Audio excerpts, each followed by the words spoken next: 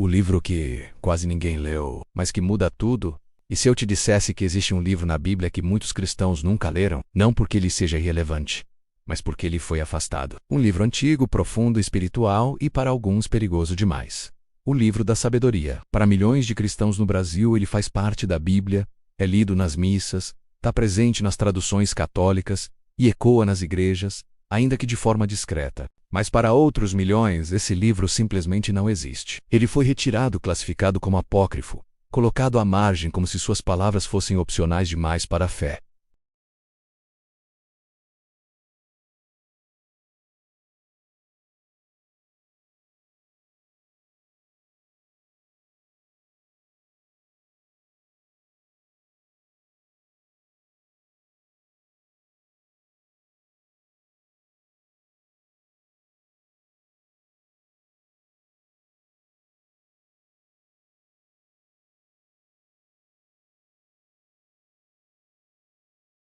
Cada segredo aprofunda o anterior, e todos eles conduzem a um único ponto final. O segredo número 1.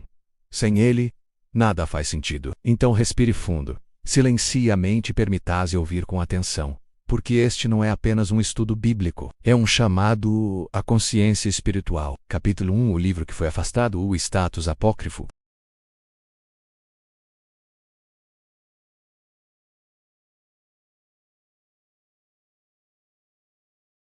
No imaginário popular, apócrifo virou sinônimo de falso, perigoso ou herético. Mas historicamente isso não é verdade.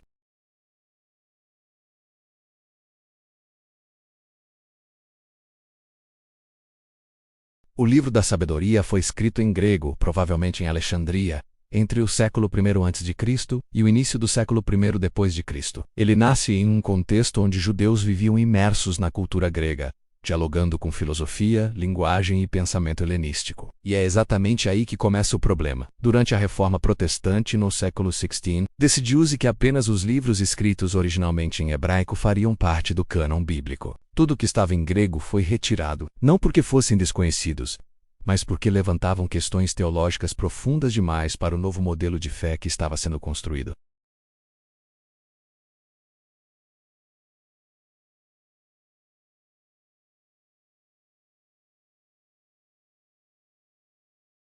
Tudo isso entrava em tensão direta com os princípios da reforma. No Brasil, essa divisão ainda ecoa até hoje.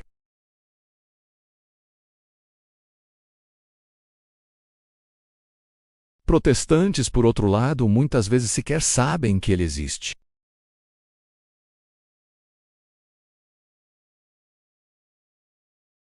Mas aqui está o ponto mais importante. O problema nunca foi apenas o idioma em que o livro foi escrito. O verdadeiro incômodo sempre foi o conteúdo.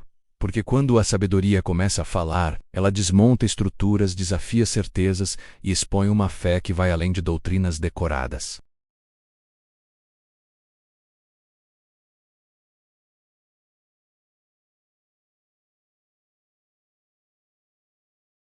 Ela é apresentada como um ser. Capítulo 2. A sabedoria não é uma ideia. Ela é apresentada como um ser.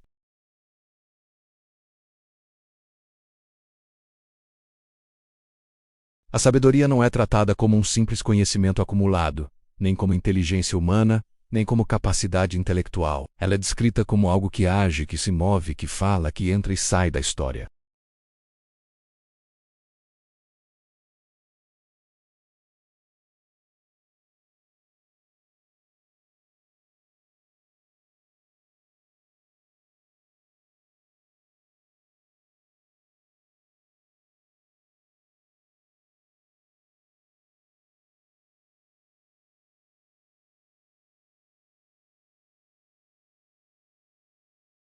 Mas para o judeu do período helenístico isso era profundamente concreto. A sabedoria é apresentada como alguém que penetra as almas, que se comunica com os justos, que governa a criação e que participa ativamente da história humana. Isso levanta uma pergunta incômoda. Se a sabedoria Eide fala e se manifesta, ela é apenas uma qualidade de Deus ou algo que procede dele de maneira viva? Essa pergunta atravessou séculos de reflexão teológica, e é justamente por isso que esse texto se tornou tão sensível.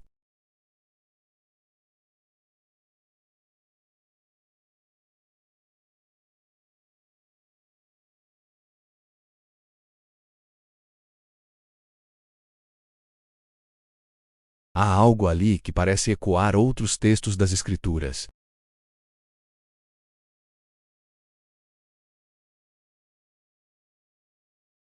Essa descrição começa a ultrapassar os limites de uma simples virtude.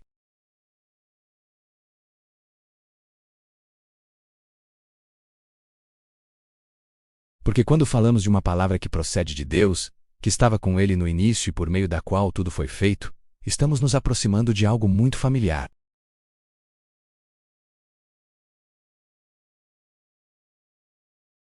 Em um mundo cercado por filosofias gregas, onde o divino era muitas vezes distante e impessoal, o livro da sabedoria apresenta algo radicalmente diferente. Uma sabedoria que ama a justiça, que rejeita a mentira, que se afasta da maldade.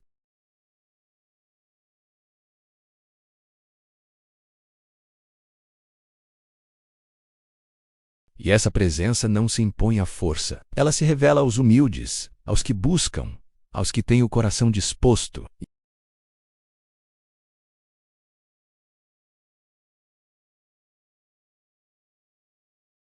Ela sopra onde quer, ela entra onde é acolhida. E talvez seja exatamente isso que tornou esse livro tão perigoso ao longo da história.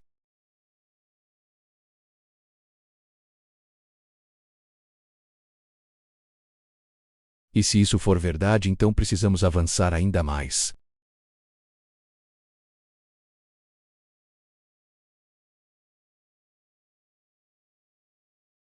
Capítulo 3 A pré-existência de Cristo, o Logos antes da criação. Quando o livro da sabedoria afirma que a sabedoria estava presente antes de todas as coisas, ele não está fazendo um exagero poético. Ele está tocando em uma das ideias mais profundas e ousadas da espiritualidade bíblica. A ideia de que, antes do tempo, antes da matéria, antes do universo existir, já havia algo que procedia de Deus e participava de sua ação criadora. O texto deixa claro que a sabedoria não surge depois da criação, como se fosse uma consequência do mundo. Ela é anterior. Ela está na origem. Essa afirmação para o leitor moderno pode parecer apenas uma curiosidade teológica, mas para o mundo antigo isso era explosivo, porque significava que Deus não criou o mundo sozinho, no sentido de um ato isolado e silencioso. Ele cria por meio da sabedoria. A sabedoria conhece a ordem das coisas, compreende a harmonia do universo e atua como princípio organizador da realidade. É como se o livro da sabedoria estivesse dizendo que o caos nunca teve a última palavra. Desde o início havia sentido, desde o início havia propósito. E aqui acontece algo extraordinário. Séculos depois, um evangelista judeu escrevendo em grego, começa seu texto com palavras que ecoam essa mesma ideia. No princípio era o verbo, o Logos.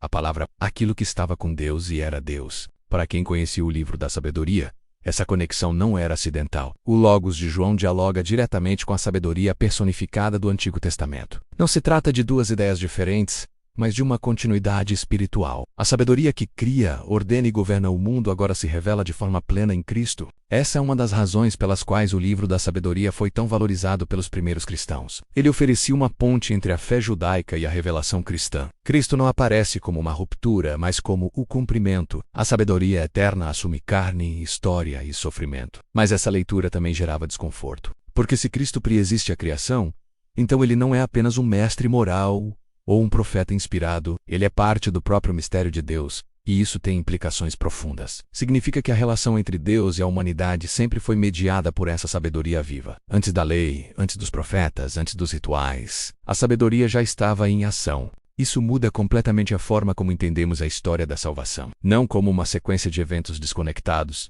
mas como um único movimento guiado por uma presença eterna. No entanto, essa ideia levanta uma nova pergunta. Se Cristo, como sabedoria, existe desde sempre, o que isso significa para o ser humano? O que acontece com a alma que entra em contato com essa eternidade? É exatamente essa questão que nos leva ao próximo segredo, um segredo que atravessa a filosofia, teologia e esperança. A imortalidade da alma. Capítulo 4.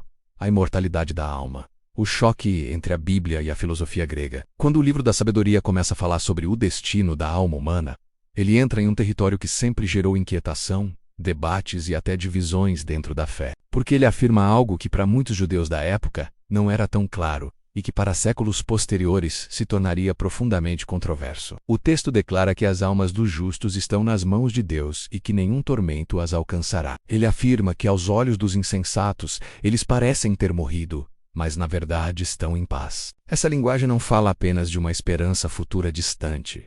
Ela fala de continuidade, de permanência, de uma vida que não é interrompida pela morte física. Aqui surge o grande choque. A tradição judaica clássica enfatizava a ressurreição do corpo no fim dos tempos, não a ideia de uma alma consciente e imortal separada do corpo. Já a filosofia grega, especialmente o pensamento platônico, defendia que a alma é eterna e que o corpo é apenas uma morada temporária. O livro da sabedoria nasce exatamente no ponto de encontro entre esses dois mundos. Ele não abandona a fé bíblica, mas dialoga com a filosofia do seu tempo, e ao fazer isso constrói uma ponte espiritual que muitos não estavam prontos para atravessar. Para alguns, isso era enriquecedor. Para outros, perigoso. Porque a imortalidade da alma muda completamente a forma como entendemos justiça, sofrimento e esperança. Se a alma continua viva após a morte, então a injustiça não tem a palavra final. O justo que sofre não está perdido. O inocente perseguido não foi esquecido. Essa ideia traz consolo, mas também responsabilidade. Porque se a alma é imortal, então nossas escolhas têm consequências que ultrapassam o tempo. E aqui está um ponto crucial. O livro da sabedoria não apresenta essa doutrina como um privilégio automático de todos. Ele faz uma distinção clara entre o destino dos justos e o destino dos ímpios. A imortalidade, nesse contexto, não é apenas existir para sempre, mas existir em comunhão ou em afastamento de Deus. Essa visão confronta uma espiritualidade confortável, onde tudo termina bem independentemente do caminho trilhado. Não, o texto é direto. A vida moral importa. E talvez seja exatamente por isso que esse ensinamento tenha causado tanto desconforto ao longo da história. Porque ele exige coerência entre fé e vida. No contexto brasileiro, onde a espiritualidade muitas vezes se mistura com superstição ou religiosidade superficial, essa mensagem soa como um chamado ao despertar. Não basta dizer que acredita. É preciso viver em sintonia com a sabedoria. E aqui, o livro da sabedoria prepara o terreno para algo ainda mais perturbador. Porque se a alma é imortal e a justiça divina não falha, então o sofrimento do justo ganha um novo significado. Um significado que aponta para alguém específico, alguém que sofreria não por culpa própria, mas por fidelidade à justiça. É isso que nos leva ao próximo segredo, a profecia do servo sofredor. Capítulo 5. O servo sofredor. Uma profecia perturbadoramente e clara, quando o livro da sabedoria começa a descrever o destino do justo. O tom do texto muda de forma quase imperceptível, mas profundamente inquietante. Já não estamos apenas falando de conceitos abstratos, doutrinas ou reflexões filosóficas. Estamos diante de uma narrativa, uma história que parece ter rosto, corpo e sofrimento. O texto fala de um justo que incomoda, um homem cuja vida reta se torna uma acusação silenciosa contra os ímpios. Ele não precisa gritar. Sua simples existência denuncia a injustiça ao redor. Por isso ele passa a ser odiado, ridicularizado, perseguido. Os ímpios dizem entre si que aquele justo se tornou um estorvo para eles, que sua vida é diferente, que ele se afasta dos caminhos comuns. Eles decidem prová-lo, testá-lo, submetê-lo à humilhação e ao sofrimento. E então vem a frase, que atravessa os séculos como um golpe silencioso: condenemo-lo a uma morte vergonhosa, porque segundo eles, se ele é realmente filho de Deus, Deus o livrará. Essa passagem me lida com atenção. Causa um arrepio inevitável, porque ela descreve com precisão assustadora aquilo que os evangelhos narrariam séculos depois. Um justo inocente, homem fiel rejeitado por líderes religiosos, entregue à morte, ridicularizado, desafiado a provar quem realmente era. Para os primeiros cristãos, essa conexão era evidente demais para ser ignorada. O livro da sabedoria parecia estar olhando diretamente para a cruz. Mas aqui está o detalhe mais profundo. O texto não diz que o justo sofre porque falhou. Ele sofre exatamente porque é justo. Sua fidelidade se torna sua condenação aos olhos de um mundo corrompido. Essa ideia desmonta uma crença muito comum, a de que o sofrimento é sempre sinal de erro, castigo ou abandono divino. O livro da sabedoria afirma o oposto. O sofrimento do justo pode ser a confirmação de sua fidelidade. E isso muda tudo. Porque, se essa lógica for verdadeira, então a cruz não é um acidente na história. Ela é consequência inevitável de uma vida alinhada com a sabedoria. Essa leitura sempre incomodou, porque ela retira da fé qualquer promessa de conforto automático. Seguir a sabedoria não garante aplausos, não garante proteção humana. Garante, sim, coerência com a verdade. No contexto brasileiro, onde muitas vezes a fé é apresentada como um caminho para a prosperidade imediata ou solução rápida de problemas, essa mensagem soa quase ofensiva, mas ela é profundamente bíblica. O justo sofre, mas não sofre em vão, porque o livro da sabedoria deixa claro que aos olhos de Deus o justo está em paz. Sua esperança não será frustrada. No entanto, o texto não para aí. Ele volta o olhar para o outro lado da história. para aqueles que perseguem, para aqueles que rejeitam a sabedoria. E o que ele revela a seguir é ainda mais desconcertante: o destino dos ímpios. É isso que nos leva ao próximo segredo. Um segredo marcado por imagens fortes, linguagem dura e um alerta que atravessa os séculos. O fogo que não se apaga. Capítulo 6. O destino dos ímpios. O fogo que não Sergipe apaga. Depois de apresentar o sofrimento do justo como consequência de sua fidelidade, o livro da sabedoria faz algo que muitos textos evitam. Ele volta o olhar para aqueles que rejeitam a justiça, para os ímpios, para os que zombam da verdade, exploram o próximo e vivem como se não houvesse consequência alguma além desta vida. O tom do texto se torna mais severo, não por crueldade, mas por lucidez. O livro afirma que os ímpios vivem numa ilusão. Eles acreditam que a vida termina na morte, que tudo é acaso, que não há juízo, que não há prestação de contas. Por isso dizem entre si que o justo é um tolo, que sua esperança é vazia e que sua fé é inútil. Mas o texto é implacável ao revelar o desfecho dessa ilusão. Quando o juízo chega, os ímpios são tomados de pavor. Eles veem aquele que desprezaram ser glorificado. Eles percebem, tarde demais, que erraram no caminho. O livro da sabedoria descreve esse momento como um choque existencial profundo. Não se trata apenas de punição externa. Trata-se de um colapso interior. O fogo descrito no texto não é apenas físico. Ele é simbólico, espiritual, existencial. É o fogo da consciência que desperta tarde demais. É o tormento de perceber que a vida foi vivida em oposição à verdade. Essa imagem atravessa toda a tradição bíblica e chega com força nos lábios de Jesus. O fogo que não se apaga. O choro e ranger de dentes, não como ameaça vazia, mas como advertência. O livro da sabedoria deixa claro que Deus não se alegra com a perdição de ninguém. O juízo não é vingança.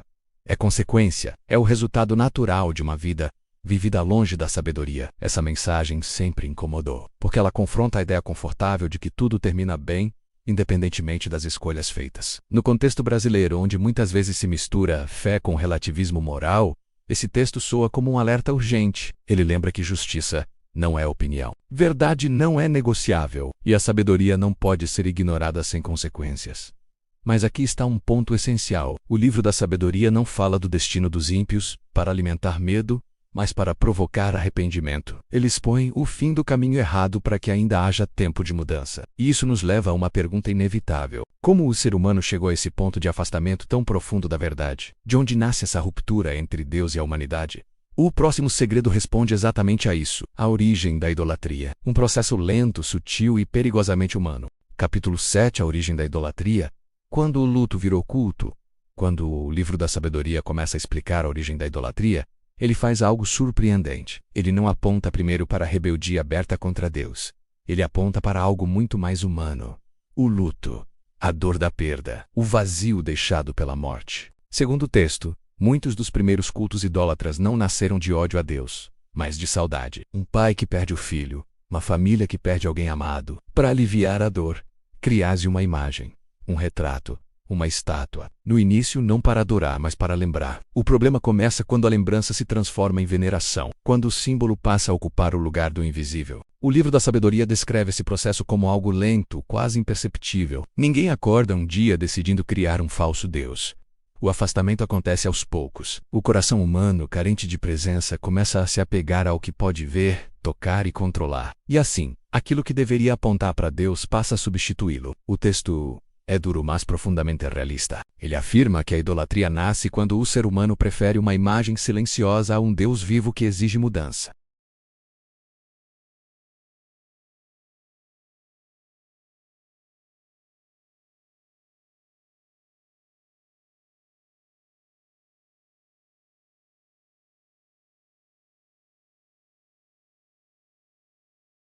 Hoje, talvez não se esculpam deuses de pedra com tanta frequência, mas se constroem ídolos invisíveis: poder, dinheiro, status, ideologias, até mesmo líderes religiosos podem ocupar o lugar que pertence apenas à sabedoria.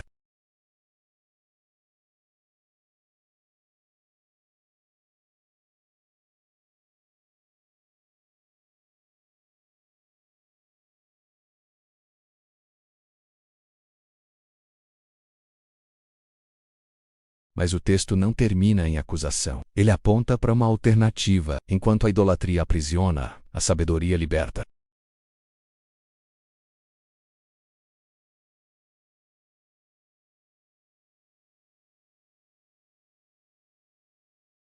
Essa reconexão, porém, não acontece apenas no interior do coração. Ela se manifesta na própria ordem do universo, porque a sabedoria não atua apenas na consciência humana. Ela está inscrita na criação. É isso que nos conduz ao próximo segredo: a sabedoria como arquiteta do universo. Capítulo 8: A sabedoria na criação. A mente por trás do universo. Quando o livro da sabedoria fala da criação do universo, ele não descreve apenas um ato de poder. Ele descreve um ato de inteligência. Nada surge por acaso. Nada é improvisado. O texto apresenta a sabedoria como aquela que conhece a estrutura do mundo, a ordem dos elementos, o movimento dos astros e o equilíbrio invisível que sustenta todas as coisas. A criação, nesse olhar, não é apenas bela. Ela é coerente. Ela obedece a uma lógica que reflete a mente de Deus. A sabedoria é apresentada como arquiteta, como artesã, como aquela que dispõe tudo com medida, número e peso. Essa linguagem aproxima fé e razão de uma forma surpreendentemente moderna. O livro da sabedoria não opõe Deus à ciência. Pelo contrário, ele sugere que quanto mais se compreende a ordem do universo, mais se percebe a ação da sabedoria. O céu, as estações, o ciclo da vida, tudo aponta para uma inteligência que sustenta o real. Essa visão desmonta a ideia de um Deus distante que cria o mundo e o abandona à própria sorte. O texto sugere uma presença contínua. A sabedoria não apenas cria, ela governa. Ela mantém, ela orienta. No contexto brasileiro, onde muitas vezes a fé é reduzida a momentos emocionais ou a pedidos pontuais de ajuda, essa perspectiva amplia o horizonte espiritual. Deus não está apenas nos grandes milagres. Ele está na regularidade do dia que nasce, na precisão do corpo humano, na harmonia silenciosa da natureza. O livro da sabedoria convida o leitor a contemplar o mundo não como algo neutro, mas como um sinal permanente da ação divina. E aqui surge um detalhe importante. A mesma sabedoria que organiza o cosmos também orienta a vida humana. Existe uma ligação profunda entre a ordem do universo e a ordem moral. Quando o ser humano vive em desarmonia com a sabedoria, ele rompe não apenas com Deus, mas com a própria estrutura da realidade. Essa ideia ajuda a entender por que o livro da sabedoria associa a injustiça à desordem. Viver contra a sabedoria é viver contra o fluxo da criação. Mas o texto não fica apenas no plano cósmico. Ele traz essa sabedoria para a história concreta, para um povo específico, para uma jornada marcada por erros, quedas e recomeços. A sabedoria que criou o universo também caminhou com Israel. É isso que nos leva ao próximo segredo: a presença invisível da sabedoria na história do Êxodo. Capítulo 9: A sabedoria no Êxodo. A presença invisível no deserto. Quando o livro da sabedoria revisita a história do Êxodo, ele não a repete como um simples relato do passado. Ele a interpreta. Ele lê os acontecimentos à luz da sabedoria. O texto sugere que por trás de cada passo do povo no deserto, havia uma presença silenciosa guiando, corrigindo e protegendo. A libertação do Egito não foi apenas um ato de força, foi um ato de discernimento. A sabedoria conduziu Moisés, orientou o povo, separou o justo do injusto e transformou o caos da fuga em caminho de formação espiritual. O livro da sabedoria descreve a coluna de fogo e a nuvem não apenas como sinais externos, mas como manifestações dessa presença sábia que acompanha. Quando o povo estava perdido, a sabedoria iluminava. Quando havia perigo, ela protegia. Quando surgia a tentação de voltar atrás, ela corrigia. Essa releitura é profundamente simbólica, porque o Êxodo deixa de ser apenas um evento histórico e se torna um espelho da jornada espiritual humana. Todo ser humano, em algum momento, atravessa desertos momentos de dúvida, de silêncio de Deus. O livro da sabedoria afirma que, mesmo nesses momentos, a sabedoria não se ausenta. Ela age de forma discreta, muitas vezes imperceptível. No contexto brasileiro, onde a fé frequentemente é colocada à prova por dificuldades econômicas, crises familiares e inseguranças profundas, essa mensagem é especialmente consoladora. Deus não abandona no deserto. Ele ensina no deserto. O texto também mostra que nem todos respondem da mesma forma à ação da sabedoria. Alguns confiam, outros murmuram. Alguns crescem, outros endurecem o coração. A presença da sabedoria não elimina a liberdade humana. Ela orienta, mas não força. Essa tensão atravessa toda a história de Israel e continua presente hoje. O livro da sabedoria deixa claro que caminhar com Deus exige escuta, exige paciência, exige confiança mesmo quando o caminho não é claro. E essa caminhada tem um objetivo: não apenas chegar à terra prometida geográfica, mas formar um povo justo, um povo alinhado com a sabedoria. É aqui que a história individual e a história coletiva se encontram. Porque a mesma sabedoria que guiou Israel no deserto é aquela que julga o coração humano. E isso nos leva ao próximo segredo: a sabedoria como critério do juízo final. Capítulo 10: A sabedoria e o juízo final. O critério invisível de Deus quando o livro da sabedoria fala de juízo. Ele não apresenta um tribunal frio, mecânico ou arbitrário. Ele apresenta um encontro, um confronto entre a vida vivida e a sabedoria que sustenta o universo. O texto deixa claro que o juízo não se baseia apenas em palavras pronunciadas ou rituais cumpridos. Ele se baseia em alinhamento, em sintonia ou ruptura com a sabedoria. Essa perspectiva muda profundamente a compreensão tradicional de julgamento. Não se trata apenas de punição ou recompensa externa. Trata-se de revelação. No juízo, aquilo que cada pessoa se tornou vem à luz. A sabedoria, que esteve presente desde a criação, torna-se o espelho diante do qual nada pode ser escondido. O livro da sabedoria afirma que os justos se apresentarão com confiança, enquanto os ímpios serão tomados de espanto. Não porque Deus mude, mas porque a verdade se revela. Essa visão é profundamente coerente com os ensinamentos de Jesus.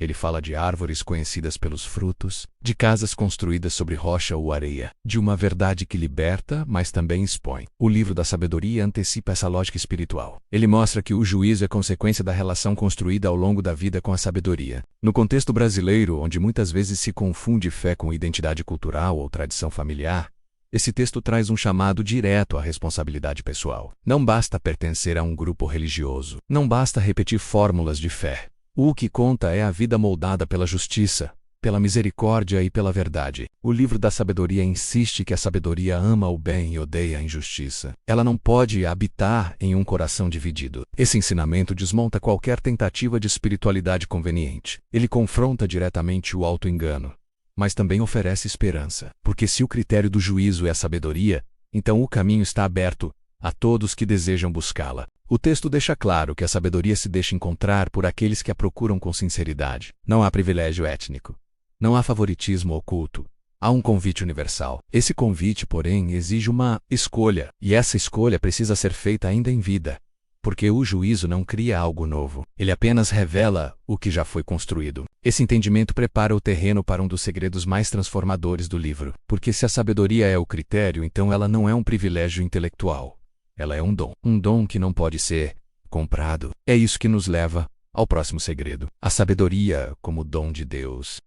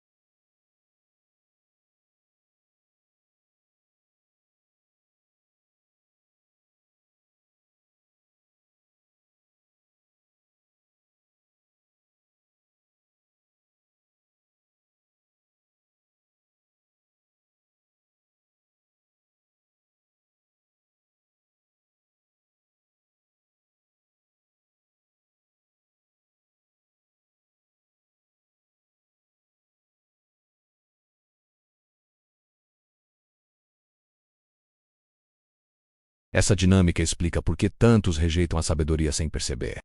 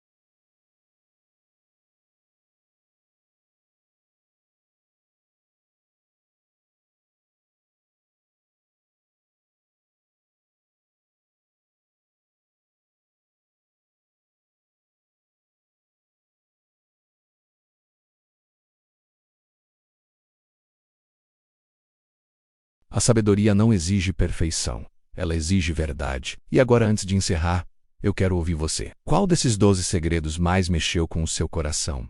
Foi a sabedoria como um ser vivo, a profecia do servo sofredor, a imortalidade da alma, ou o fato de que a sabedoria deseja habitar em você? Deixe seu comentário. Sua reflexão pode despertar outras pessoas. Se você busca conteúdos profundos, bíblicos e sem superficialidade, curta este vídeo e se inscreva no canal. Ative o sino para continuar caminhando por esses mistérios que transformam a fé em consciência viva. Compartilhe este vídeo com alguém que precisa ouvir essas palavras hoje.